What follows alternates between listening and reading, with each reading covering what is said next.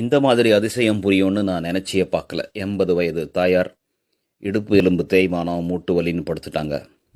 ஒரு டம்ளர், அதாவது ஒரு 1/4 லிட்டர் அளவுக்கு எள்ளெண்ணெய், கொஞ்சம் போல் பிரண்டை சின்ன சின்னதாக கட் பண்ணி எடுத்துக்கிட்டு நாரெல்லாம் நீக்கி, எண்ணெய் ஓரளவுக்கு லேசாக சூடானதும் அதில் பிரண்டையை போட்டோம்.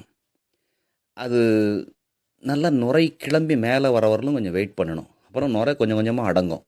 அதுக்கப்புறம் பார்த்தீங்கன்னா அதில் இருக்கிற பச்சை தன்மையெல்லாம் அந்த சாறு முழுக்க எண்ணெயில் இறங்கிடும். பார்த்தீங்கன்னா சலசலான்னு ஒரு சவுண்டு வர அளவுக்கு ரொம்ப தக்கையாக மாறிடும் அந்த பிரண்டை.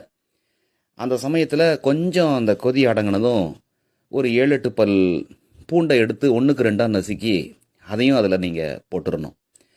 அவ்வளோதான். அதுவும் கொஞ்சம் நேரத்துக்கு பட்டு பட்டுன்னு வெடிக்கும், கொஞ்சம் தூரமாக இருங்க.